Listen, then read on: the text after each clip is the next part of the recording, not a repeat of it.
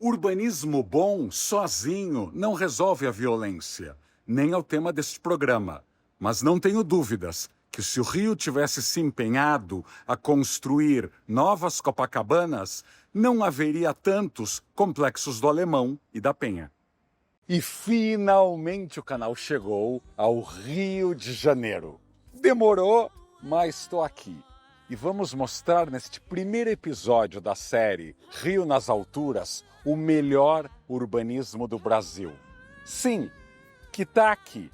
Urbanismo sustentável, caminhável, onde há uma diversidade de usos, de rendas e de pessoas que não se escondem, que nenhum plano diretor, nenhum estatuto da cidade jamais produziu. Bastante mais orgânico do que projetos que nunca pegam. E tem a beleza. E tem a graça. Com vocês, Rio nas Alturas.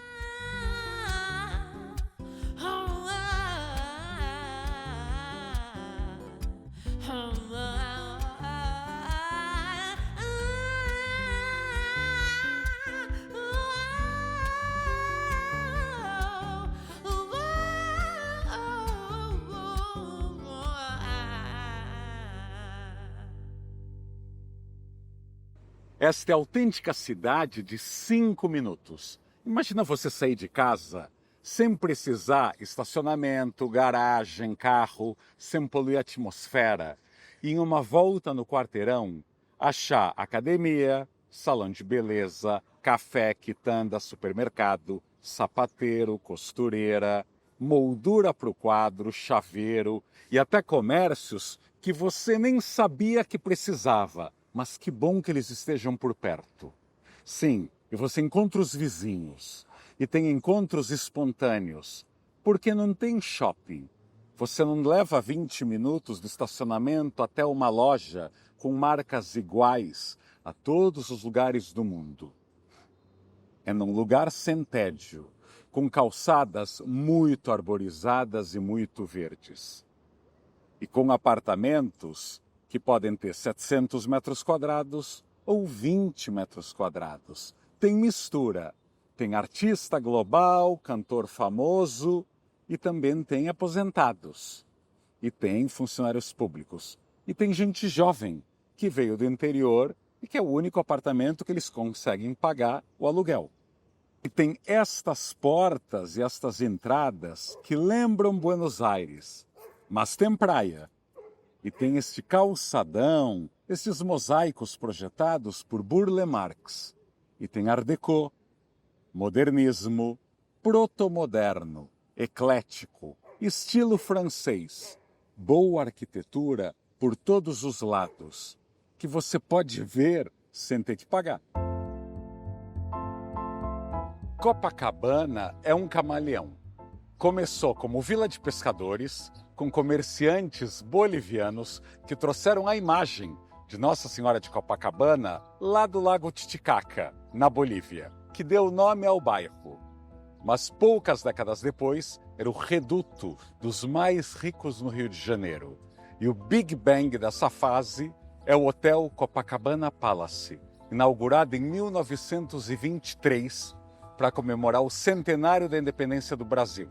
Sim, o presidente Epitácio Pessoa achava que o mundo inteiro viria para cá para visitar a exposição do centenário, mas o hotel não ficou pronto a tempo. E olha que teve dinheiro público para ajudar a pobre família Guinle a construir o hotel. E durante alguns anos, o hotel reinava sozinho e alguns poucos prédios surgiram. Numa espécie de antecessor do São Paulo nas Alturas, o Rio nas Alturas também tinha prédios de luxo com apartamentos enormes para convencer a elite local a se mudar de casa para prédio. Algo que aconteceu em São Paulo só 20 anos depois. Então, as prudências cariocas começaram a surgir aqui ao redor da Praça do Lido e em ruas paralelas. Mas isso tampouco durou muito. 20 anos depois, uma nova transformação. Boemia, liberação sexual e uma das áreas mais desinibidas do Rio. Sim, a sociedade carioca é bem mais conservadora do que você imagina e muita gente vinha para cá para se divertir, para pecar, ou para pelo menos ser anônimo. E aí surgiram as kitnets nos anos 50 e 60, milhares delas. Sabe quando o mercado imobiliário fala de inovação? Mentira. Um construiu, dezenas de outros fizeram iguaizinhos e meio que entupiram o bairro. Então, de pescadores a milionários, se tornou um bairro com milhares de solteiros, de funcionários públicos, de aposentados e uma enorme mistura. Mas os ricos continuam aqui. Décadas e décadas depois, Copacabana está em uma nova transformação. Sim, o Gilberto Gil e o Celso Amorim continuam morando no Chopin, vizinho ao Copacabana Palace. A Tarcisa Tamborindeg já mudou para outro lugar. Os apartamentos da Avenida da Praia são imensos e caríssimos, mas apenas 2 quadras deles continuam aposentados. Continuam os edifícios master, do documentário do Eduardo Coutinho, continuam a conviver na cidade. É uma raridade no Brasil. Um bairro com rendas misturadas e onde os brasileiros têm que desenvolver empatia e conhecimento pelo diferente. Até as beatas transformaram Copacabana. Sim, a primeira-dama, casada com Eurico Gaspar Dutra, presidente militar, não gostava de cassinos e jogo e assim, com esse estudo técnico e profundo, os cassinos foram proibidos no Brasil. E assim, esses lugares, que reuniam de Carmen Miranda a músicos de todo o mundo, demitiram diversos artistas. E muitos músicos tiveram que achar outra fonte de renda. E sem precisarem ficar presos ao repertório engessado dos cassinos. E vieram parar em barzinhos de Copacabana, com mais liberdade. E foi no Beco das Garrafas que surgiu a Bossa Nova. Copacabana também sofreu outro duro golpe nos anos 60, quando a indústria automobilística cresceu loucamente, com muito apoio de dinheiro público, e todo mundo sonhava em ter um carro e garagens. Algo que Copacabana não tinha como oferecer, porque a maioria dos prédios já estava construída sem nenhum estacionamento. Então, quem queria a garagem acabou saindo daqui.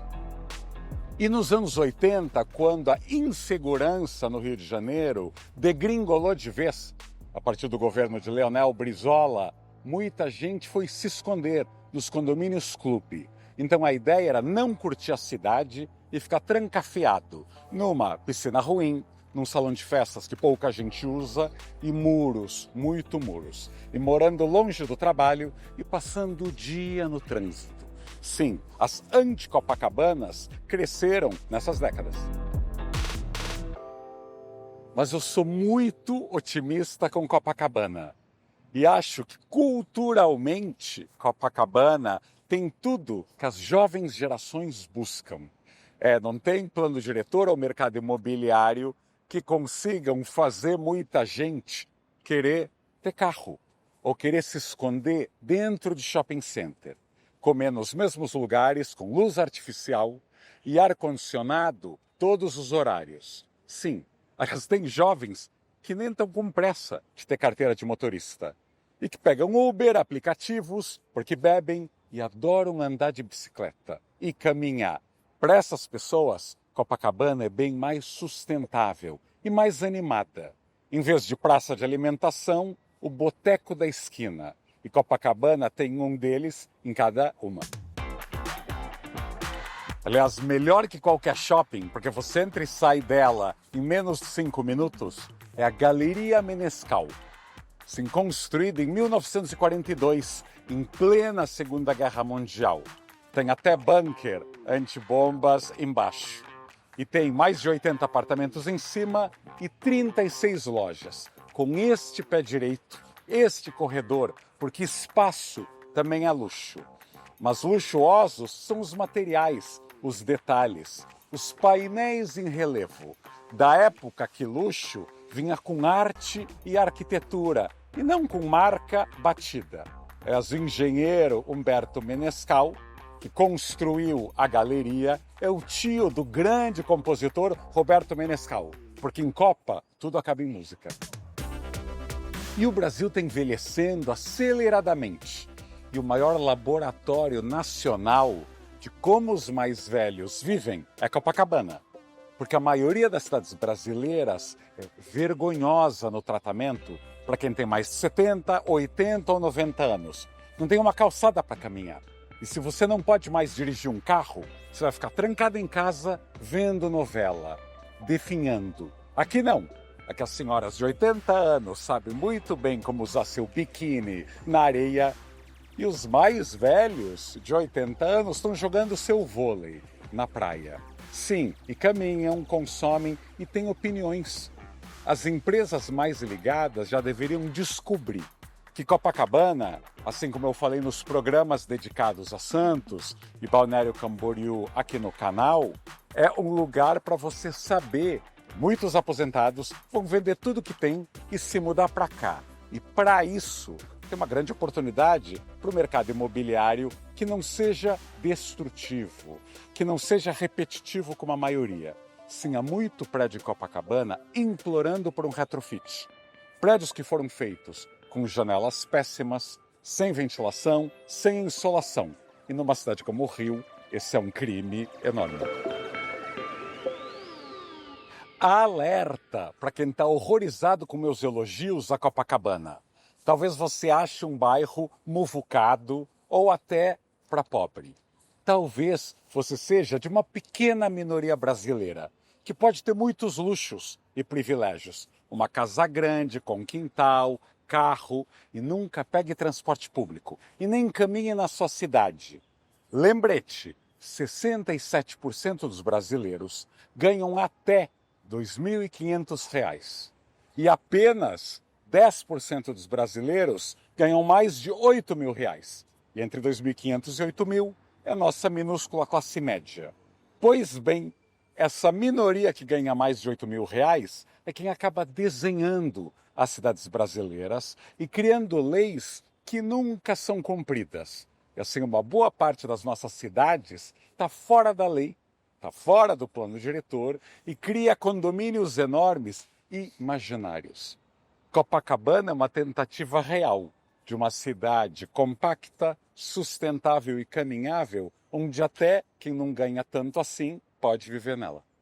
Deve ser uma maravilha ser alienado do Brasil real e ficar reclamando de apartamentos pequenos, de viúvos, solteiros e divorciados que moram em 30 a 40 metros quadrados, quando uma boa parte da população brasileira tem 5 ou 6 pessoas morando em casebres de 40 metros quadrados, em favelas, sem estrutura nenhuma.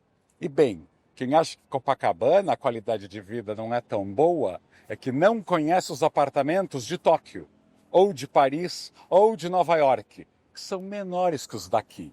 Você também tem pena dessas cidades?